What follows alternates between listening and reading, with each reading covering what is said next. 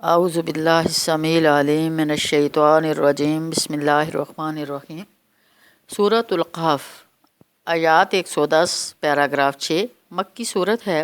پہلا پیراگراف تمہید، دوسرا پیراگراف قصہ اصحاب کہف، ایمان کی آزمائش، تیسرا پیراگراف دولت کی کمی بیشی کی آزمائش، دو زمینداروں کا قصہ، چوتھا پیراگراف علم کی کمی بیشی کی آزمائش، قصہ موسیٰ علیہ السلام اور خضر، پانچواں پیراگراف اقتدار کی آزمائش، قصہ ذوالقرنین، چھٹا پیراگراف اختتامیہ۔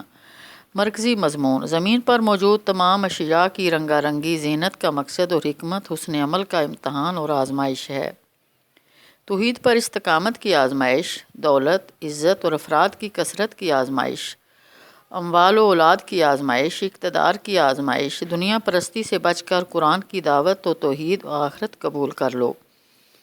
زمانہ نزول: سورۃ القحف سورۃ زمر کے نزول سے پہلے اور ہجرت حبشہ رجب 5 نبوی سے پہلے 5 نبوی کے اوائل میں نازل ہوئی، جب مسلمان ظلم و ستم کا شکار تھے۔ حبش کے عیسائیوں میں اسلام کی دعوت و تبلیغ کے لیے مسلمانوں کی تربیت کی گئی اور نوجوان صحابہ اکرام کو اصحاب کہف کی طرح توحید کی آزمائش میں کامیابی حاصل کرنے اور قریش کے ظالم سرداروں اور مشرک والدین کے دباؤ میں نہ آنے کی تعلیم دی گئی۔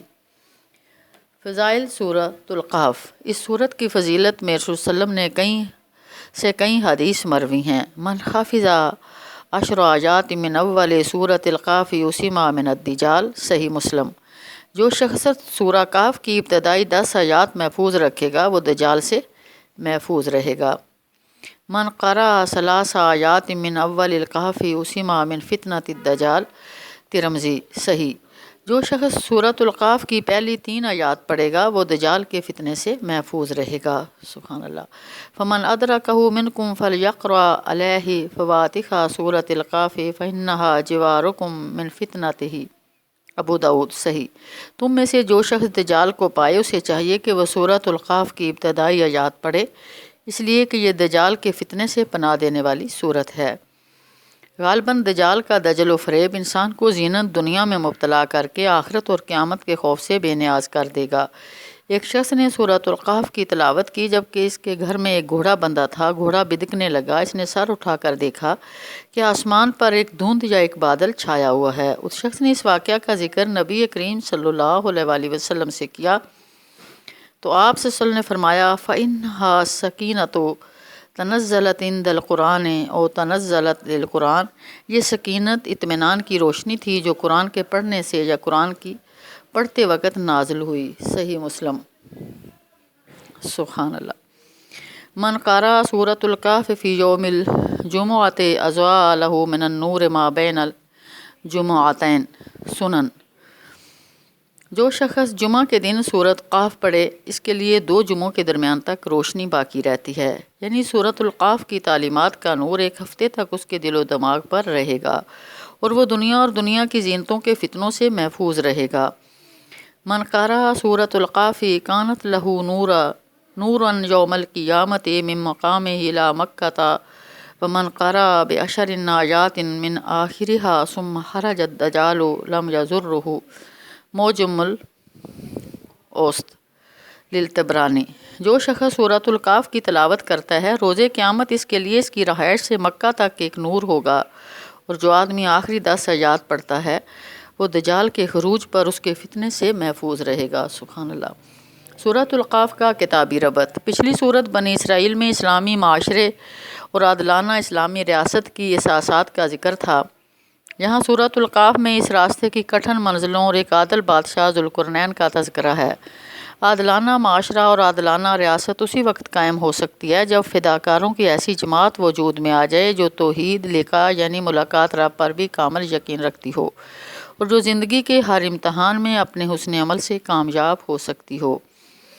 اہم کلیدی الفاظ اور مضامین: سورۃ القحف میں بعض اہم الفاظ ہیں جو بار بار دہرائے گئے ہیں۔ ان کلیدی الفاظ کو اچھی طرح سمجھنے کے لیے سورت کو سمجھنا آسان ہوگا، جیسے لِنَبْلُوَہُمْ زینت لقاء الحیات الدنیا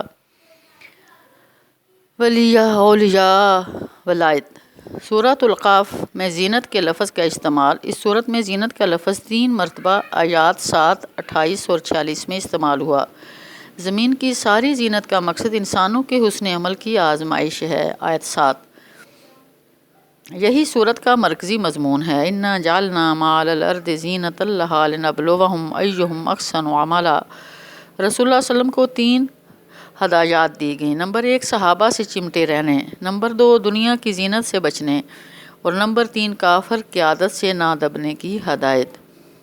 آیت 28 ترید زینت الحیات الدنیا ولا تطع من اغفلنا قلبه عن ذکرنا واتبع هواه وکان امرہ فرطا۔ مال اور اولاد بھی دنیاوی زندگی کی زینت ہیں۔ آیت 46 المال والبنون زینت الحیات الدنیا والباقیات الصالحات خیر عند ربک ثوابا وخیر عملا۔ سورۃ القاف میں توحید اختیار کی وضاحت کے لیے ولایت کے لفظ کی معنویت۔ اس صورت میں اللہ کی ولایت کو ثابت کیا گیا کہ غیر اللہ کے اولیاء ہونے کے بارے میں کافروں کے عقیدے کا ابطال کیا گیا ہے۔ ولی اولیاء ولایت کے الفاظ کئی بار استعمال ہوئے ہیں۔ آیات 17، 26، 44، 50 اور 102۔ جس کو اللہ گمراہ کر دے اس کے لیے کوئی ولی اور مرشد نہیں ہو سکتا۔ آیت 17 لوگوں کے لیے اللہ کے علاوہ کوئی ولی نہیں اور وہ اپنے احکامات میں کسی کو شریک نہیں کرتا۔ آیت 26 مغرور زمیندار کے باغ کی تباہی کے بعد ثابت ہوا کہ ولایت اللہ ہی کا حق ہے۔ آیت 44 کیا تم لوگوں نے اللہ کو چھوڑ کر شیطان کی ذریت کو اولیاء بنا لیا ہے، یعنی اپنا ساتھی بنا لیا ہے، حالانکہ وہ تمہارا دشمن ہے۔ تم نے کتنا بدترین متبادل اختیار کر لیا ہے۔ آیت 50 اللہ کو چھوڑ کر اللہ کے بندوں کو اولیاء بنانے والے کافروں کے لیے جہنم تیار ہے۔ آیت 102 سورۃ القاف میں خصوصیات قرآن کا بیان۔ اس صورت میں خصوصیات قرآن آیات 1، 2، 3، 4، 6، 27، 29 اور 54 تفصیل سے بیان کی گئیں۔ قرآن میں ٹیڑھ نہیں ہے۔ آیت 1 قرآن قیم ہے، یعنی ٹھیک ٹھیک سیدھی بات کہنے والی کتاب ہے۔ آیت 2 قرآن کا مقصد انذار ہے، وارننگ۔ آیت 2 نیک لوگوں کے لیے تبشیر ہے۔ آیت 2 عیسائیوں کے لیے بھی انذار ہے۔ آیت 4 عیسائیوں کے غلط عقیدے کی تردید کی گئی۔ قرآن میں تصریف سے کام لیا گیا، مختلف انداز اور اسالیب سے حقائق واشگاف کیے گئے تاکہ لوگ ایمان لے آئیں۔ سورۃ القاف میں آزادی مذہب کا مضمون۔ اس صورت میں آزادی مذہب کے حوالے سے 2 آیات آئی ہیں۔ آیات 20 اور 29 جو چاہے ایمان لے آئے اور جو چاہے انکار کر دے۔ فمن شاء فلیؤمن ومن شاء فلیکفر یرجموکم و یعیدوکم فی ملتہم سے معلوم ہوتا ہے کہ اگر وہ نوجوان غار میں نہ چھپتے تو ان نوجوانوں کو سنگسار ہو جانا پڑتا یا دوبارہ توحید چھوڑ کر پرانا مذہب اختیار کر لینا پڑتا۔ انہیں مذہبی آزادی میسر نہ تھی۔ سورۃ القاف میں الحیات الدنیا کا متن 3 مرتبہ استعمال ہوا۔ الحیات الدنیا کا لفظ 3 مرتبہ استعمال کیا گیا۔ دنیا کی زندگی کی حقیقت بیان کی گئی۔ دنیا کی زندگی اس کھیتی کی طرح ہے جو سوکھ کر خشک ہو جائے اور ہوائیں اسے اڑا لے جائیں۔ آیت 45 مال اور اولاد دنیا کی زندگی کی زینت ہیں لیکن نیک اعمال باقی رہتے ہیں۔ آیت 46 وہ لوگ جن کی ساری سرگرمیاں صرف دنیا کی زندگی کے لیے ہوتی ہیں وہ اعمال کے لحاظ سے زیادہ خسارے میں ہوتے ہیں اور غلط فہمی میں رہتے ہیں کہ ہم بہت اچھا کر رہے ہیں۔ آیت 104 سورۃ القاف میں لقاء یعنی ملاقات رب کا مضمون۔ اس صورت میں لقاء یعنی ملاقات رب کا لفظ بھی 2 مرتبہ استعمال ہوا ہے۔ ملاقات رب لقاء کے منکرین کے اعمال ضائع ہو جائیں گے اور قیامت کے دن ان کا کوئی وزن نہ ہوگا۔ آیات 105 ملاقات رب لقاء کے امیدوار کے لیے ضروری ہے کہ شرک چھوڑ کر اعمال صالحہ کرے۔ آیت 110 سورۃ القاف میں حوالے قیامت کا بیان۔ سورۃ القاف میں حوالے قیامت کے سلسلے میں کئی آیات آئی ہیں۔ آیات 21، 47، 48، 49، 52، 58 اللہ کا وعدہ سچا ہے، قیامت کے بارے میں شک نہیں ہونا چاہیے۔ آیت 21 روزے قیامت پہاڑ چلائے جائیں گے اور زمین برہنہ ہوگی۔ آیت 47 لوگ صف بستہ پیش کیے جائیں گے۔ آیت 48 نامہ اعمال کو دیکھ کر کہیں گے یہ عجیب کتاب ہے، اس میں کوئی چھوٹی بڑی چیز درج ہونے سے نہیں رہ گئی۔ آیت 49 اللہ حکم دے گا کہ شرکاء کو پکارو، وہ داد رسی نہیں کر سکیں گے۔ آیت 52۔ روزے قیامت مضبوط بند بھی ریزہ ریزہ کر دیے جائیں گے۔ آیت 98۔ سورۃ القاف کا نظم جلی۔ سورۃ القاف 6 پیراگرافوں پر مشتمل ہے۔ پہلا پیراگراف تمہیدی ہے اور آخری پیراگراف میں خلاصہ ہے۔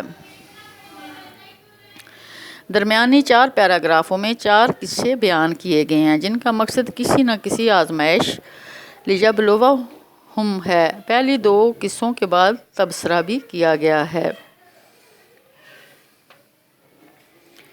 پہلا قصہ غار والے نوجوانوں کا ہے جن کے لیے ایمان کی آزمائش تھی، انہیں غار میں پناہ لینا پڑی ورنہ وہ سنگسار کر دیے جاتے۔ دوسرا قصہ 2 ذمہ داروں کے حوال پر مشتمل ہے، یہاں مال و دولت کی کمی بیشی کی آزمائش کا ذکر ہے۔ تیسرا قصہ حضرت موسیٰ علیہ السلام اور خضر کی ملاقات پر مشتمل ہے، یہاں علم کی کمی بیشی کی آزمائش کا تذکرہ ہے۔